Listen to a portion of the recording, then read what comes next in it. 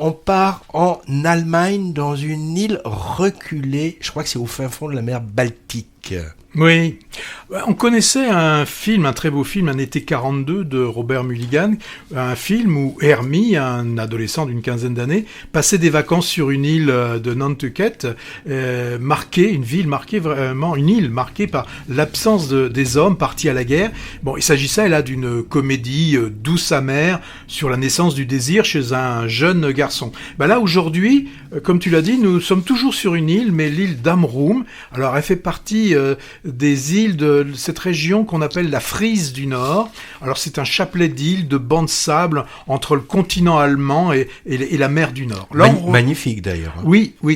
Et là on retrouve un jeune garçon d'une douzaine d'années, Nanding, avec qui on va vivre, en tout cas en fond, les derniers jours d'Hitler.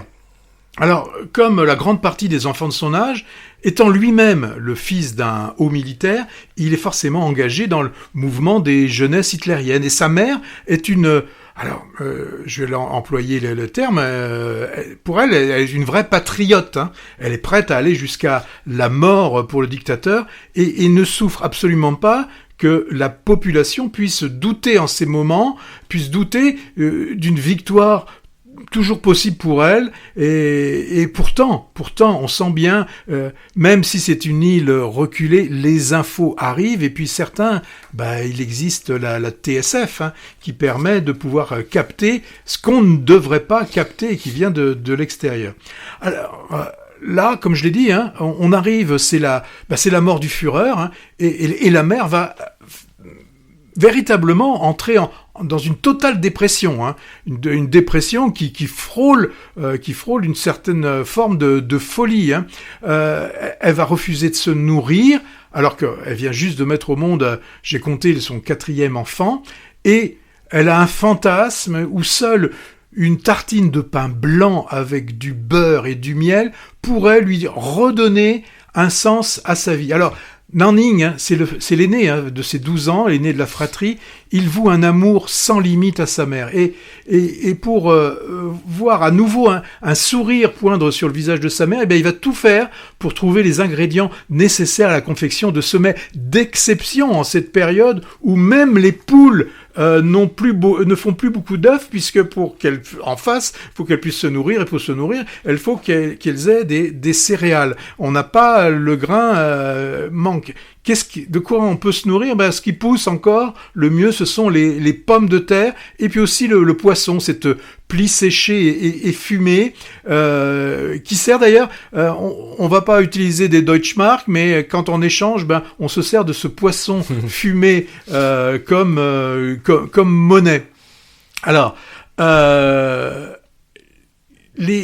ce qui est très drôle, ce qui est très drôle et d'une grande tristesse, c'est que quelque chose comme la farine et le blé sont mis au niveau quasiment de médicaments pour certains. Donc, ça va être la quête, sa quête du Graal, hein, pour ce jeune garçon. Et au travers de cette quête, ça va nous permettre de connaître ceux qui vivent sur cette île. Alors, comme dans l'été 42 que je citais tout à l'heure, les hommes ils sont à la guerre et c'est les femmes qui sont au champ. Les plus vieux sont toujours là, mais ils font des petits jobs. Ils ramassent un peu de poissons. On va à une chasse aux phoques, une chasse assez particulière. Il y a un peu, on va pas dire de braconnage, mais on va tirer un peu des lièvres. Donc voilà. Alors, ce garçon, bien que sa famille soit là depuis 7 générations, c'est celui qui vient de la grande ville, celui qui vient de Hambourg. Donc en fait, il n'est pas plus accepté par les locaux que les émigrants qui commencent à arriver de Pologne, ceux qui ont fui les horreurs de la guerre. Et Nanning a un seul camarade. Après un acte courageux que je n'expliquerai pas, il va s'en faire d'autres, mais ça, allez le voir. Donc ce film, c'est une enfance allemande qui nous montre en fait du côté des vaincus que la situation n'était pas plus enviable que celle de ceux qui étaient du côté, pendant un certain temps, de vaincus et qui seront au final les vainqueurs. Le réalisateur, c'est Fatih Akin. Fatih Akin. Fatih Akin. Il s'est inspiré de ses souvenirs, des souvenirs d'enfance de Ark Bohm. Bon, pour moi, c'est un drame initiatique où on a cette fin de l'enfance qui se confond avec la fin d'un monde. On a une mise en scène naturaliste, austère, mais qui colle au quotidien, à ce quotidien rude des habitants de l'île. On a une photographie qui sait mettre en valeur ces paysages venteux, les dunes, la mer dangereuse. Il y a un moment avec cette remontée de la marée qui est un moment prenant dans le film, hein, et ça, vous le verrez. Sont privilégiés dans ce film tous les gestes, les silences, les regards, pas de grands discours, hein.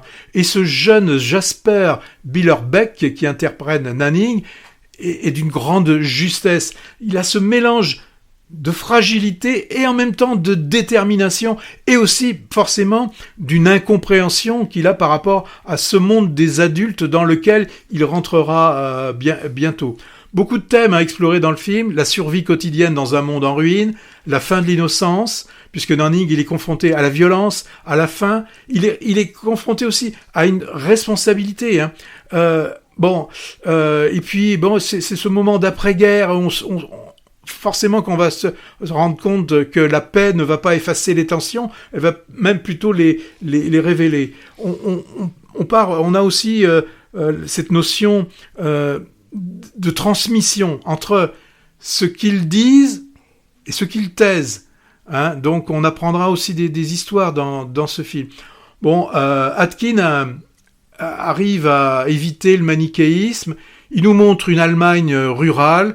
Les héros, les habitants, hein, ce sont ni des héros ni des monstres, mais des êtres qui sont pris dans la tourmente.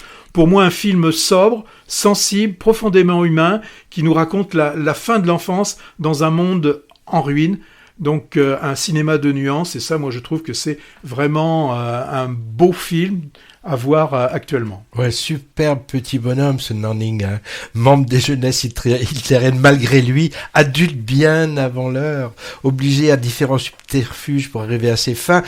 C'est un récit initiatique qui questionne la morale, la fidélité à des idéaux et à des êtres chers, hein. Et le petit acteur est magistral, c'est vrai. On a en plus, et ça c'est passionnant, un côté ethnologique passionnant sur cette population isolée tentant de survivre dans cette île au passé baleinier d'ailleurs, hein. Alors, Diane Krieger, on attend les guerres en ramasseuse de patates, hein. Elle fait un peu de la figuration, mais elle ramasse très bien les patates, hein, moi je trouve, hein. À noter, alors, l'auteur crédité de ce film, pourtant réalisé par le cinéaste allemand, donc Fatih Akin, il s'appelle en effet Ark Bohm, que tu as cité. Ce sont ses mémoires d'enfance de cette période, et je suppose que c'est lui qu'on voit à la toute fin sur la plage d'Amrum. Oui, hein. je pense, oui. Il est décédé depuis il y a quelques mois. Alors moi je connais un peu la filmographie de ce Fatih Akin, d'habitude beaucoup plus versé à filmer les milieux urbains et métissés, et c'est donc assez étonnant de le voir derrière la caméra pour ce sujet. Il était en fait ami avec ce Ark Bohm, dont il a repris le projet. Alors un côté symbolique, hein, que cette amitié intergénérationnelle entre un enfant de parents nazis d'une part et un fils d'immigrés turcs dans une Allemagne dont certains semblent oublier le terrible passé en se jetant dans les bras de partis nauséabonds en ce moment, hein. Alors ce beau film âpre et lumineux en même temps entre en résonance avec un autre bientôt à l'affiche, mais dans un contexte bien différent, Bagdad, dans l'Irak de Saddam Hussein, mais avec une même enfance débrouillarde, livrée à elle-même. Un gâteau pour le président. C'est ça, hein. Dans les tourments de la guerre, il s'agit de Gâteau du président, où on suit cette fois une fillette d'une dizaine d'années, recherchant elle aussi les mêmes ingrédients. Les ingrédients nécessaires à la confection d'une offrande à manger. Il sort dans une quinzaine de jours à l'heure où je parle le Gâteau du président. Mais les deux sont vraiment en parallèle, hein.